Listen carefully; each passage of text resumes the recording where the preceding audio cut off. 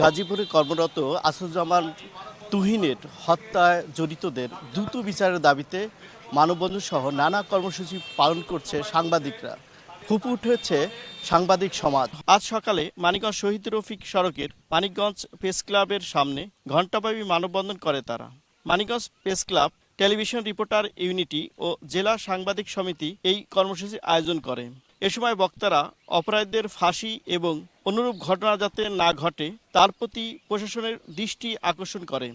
বক্তারা বলেন, সাগররুনির হত্যাকাণ্ডের বিচার না হওয়াতেই অপরাধীরা সাংবাদিক হত্যা ও নির্যাতনের পরিচিত হচ্ছে। অবিলম্বে সাংবাদিক সুরক্ষা আইন বাস্তবায়নের দাবিও করেন তারা।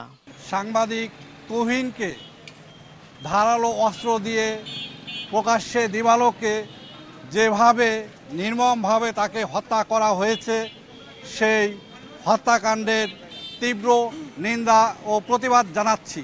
বিগত সরকার আমলে ৬৪ জন সাংবাদিক নির্মমভাবে খুন হয়েছে, তার কোনো বিচার হয় নাই। শুধু তাই নয়, ঢাকা রাজধানীতে এক নারী সাংবাদিকের পেশাগত দায়িত্ব পালন করে তাকে গণধর্ষণের শিকার হয়েছে, সেটারও কোনো বিচার হয়নি।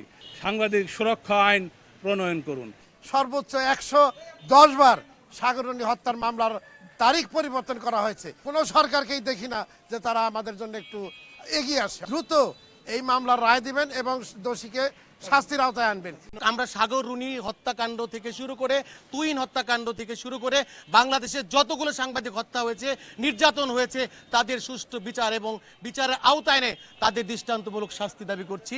যারা দেশের জন্য, দেশের জন্য, সমাজের উন্নয়নে নিরলসভাবে কাজ করে যাচ্ছে, এই সাংবাদিক বন্ধুরা তারা কিন্তু দিন দিন কিন্তু এই যে বিচারহীনতার যে সংস্কৃতি, এতে কিন্তু তাদের মনোবল হারিয়ে যাচ্ছে। আমরা সদাশয় সরকারের কাছে বিনয়ের সাথে অনুরোধ করতে চাই, এখন থেকেই যতগুলো সাংবাদিক হত্যা এবং নির্যাতনের ঘটনা ঘটেছে, প্রতিটি ঘটনাকে বিশেষ নজরে এনে সুষ্ঠু তদন্তপূর্বক বিচারের দাবি করছি। এই সমাজের এই সাংবাদিকদের নির্যাতন এবং দমন এবং বিভিন্ন হত্যাকাণ্ড যে সঠিক সময়ে বিচারের দাবিতে এরকম সোচ্চার থাকে, কিন্তু এটা সময়ের খাতিরেই স্রোতে ভেসে যায়। তাই সাংবাদিকদের দাবি যে সঠিক সময় সঠিকভাবে আসামিদের গ্রেপ্তার করে দ্রুত সময়ের মধ্যে বিচার নিষ্পত্তি করা। মোহাম্মদ ইউসুফ আলী, সময় সংবাদ, মানিকগঞ্জ।